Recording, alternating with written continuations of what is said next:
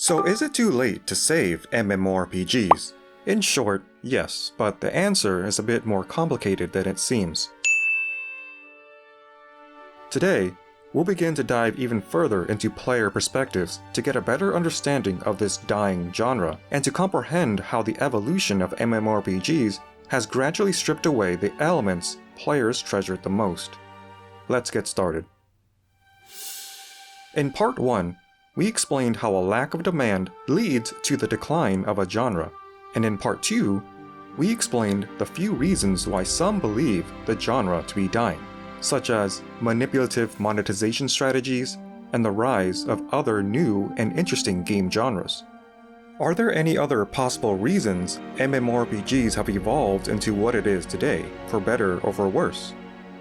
MMORPGs have gone through significant improvements when it comes to their RPG elements, most likely learning, adapting, and implementing core elements from its RPG brethren. RPGs have undergone a significant evolution, branching off into various subcategories while retaining the core elements that define the genre. This expansion enables the video game industry to grow and learn from trial and error, and benefiting from experimentation. And although we can appreciate what RPGs have become for the single-player experience, the same cannot be said for the MMORPG, where the essence of the genre lies in the forefront of the acronym, massively multiplayer. Even with these improvements, we've seen the implementation of game design aspects that have taken away from what players have come to expect from playing a massively multiplayer type of game. It is not to say that the evolution of the MMORPG has been all bad. We've seen the development of many MMORPGs that have evolved the genre into even more subcategories that many have taken a liking to.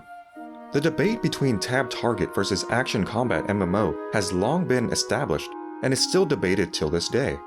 During its prosperous age, we've seen developers innovate upon the genre and take the best of what works and remove what doesn't, and continue to iterate upon their successes. However, with those days long gone, it is difficult to start experimenting through trial and error due to the amount of time, effort, and money it requires to not only develop these types of games, but even just making changes to what already exists. And although developers can try to cater to all audiences by trying to incorporate aspects of both casual and hardcore game mechanics, it takes the focus away from the overall game itself. You're left with a product that doesn't satisfy either audience. And with monetization being an issue for companies, developers must hone their focus on end-game material while still trying to incentivize players to play the game through other activities such as dailies and login rewards. These small incentives encourage players to continue playing even though playing the game is no longer fun. The once beloved genre that we used to look forward to logging into every day has been simplified to daily quests, chores, and a checklist. And if you're not at that point of the game yet, then you are running through many would consider a single-player story and/or the 0 to max level tutorial in order to get to the endgame. Conveniently, this way of viewing the 0 to max level journey as the tutorial is perfectly suited for a game design decision that focuses on narrative-driven gameplay, known as the Chosen One Trope. The Chosen One Trope became a trope due to other forms of narrative storytelling, movies, TV shows, single-player games.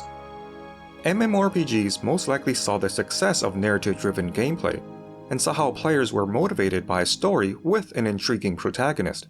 This type of gameplay is famous amongst the RPG genre, but I believe this form of storytelling has no place in an MMORPG, where the focus of the game should not be on the story of your character.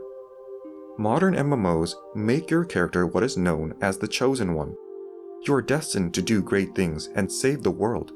This type of storytelling promotes selfish gameplay, where the bottleneck to completing your story is blocked by other aspects of the game. And in order to continue forward, one must complete tedious tasks. Developers thought that these tedious tasks were just filler, and the community even thought so too. So to make for a more streamlined experience, MMOs were made easier. Power coefficients higher, enemy health bars lower, threat to survival non-existent. Quest guides built right into the interface of the game, arrows literally pointing in the direction that you are supposed to go. This way of perceiving the game diminishes from one of my pillars that define an MMO. One should not focus on the destination, but the journey.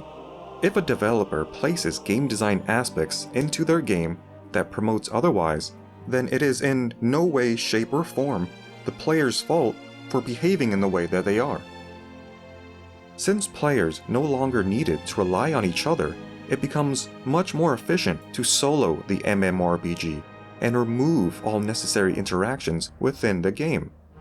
Because the game feels considerably easier, it would be much less common for players to help each other, and asking for help no longer feels like I'm asking a community of those who have a common struggle. Asking for help feels like I am the odd one out. These feelings of inadequacy lead to players researching guides and walkthroughs rather than feeling comfortable asking for help within the game, leading to even further disconnections from the community. And if I were to explore any aspect of the MMORPG genre and pinpoint a reason why a genre known for being massively multiplayer is now considered obsolete, dying, or taking a downturn, it would undoubtedly be the community. The most memorable moments I have with these games is the sense of community. Knowing that there were other people also playing the game gave me a sense of belonging, as if I was not only playing a game, but also being part of a world much larger than my own. Additionally, I knew that if I ever were in a bind or needed assistance with any part of the world, then there must be others who are also struggling with it as well. I explained just one example of how a game design decision could alter how players engage with a game. But there are many others as well. Can you name any game design elements that have significantly changed the way you play? Leave a comment. MMOs were never about the story that developers created. It was about the experiences that players go through. Don't get me wrong, there can be stories within MMORPGs, and in fact, have a great overarching narrative where players can look forward to coming together and finally facing a great evil. But an MMORPG is not supposed to be just a game where you get to experience an artificial story and there just so happens to be other people on the exact same story arc, but a world filled with other people all experiencing their own personal stories that they make for themselves. The memories that players remember the most are these personal narratives, natural occurrences where players engage with the community to triumph over adversity. Fans of the MMORPG genre seek the feeling for when they first laid hands on an MMORPG. They seek the sense of adventure, power, and community they once had for previous games of the genre. When a new MMORPG gets released, they hope that the new game would revitalize that feeling. And when the game fails to provide these feelings, the player would normally just go back to the MMORPG that gave them those feelings in the first place.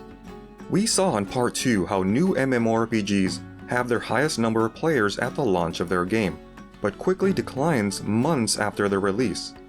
It has become clear that modern MMOs are facing challenges keeping their large player base.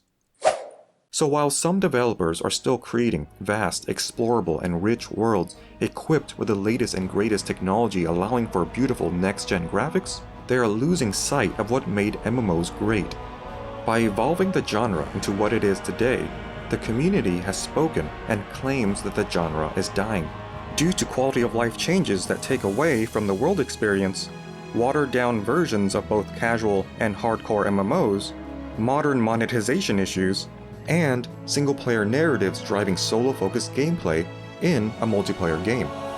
So the genre is still kept alive today due to the many fans and players who still have a passion for the game, and the yearning for adventure still burns within their hearts. They have a hope for the future and look forward to what the MMO gaming industry has in store for them. However, the evolution of the MMORPG has drifted so far off from what it originated as that soon we will begin to see the MMORPG as something completely unrecognizable, to the point where it might as well be dead.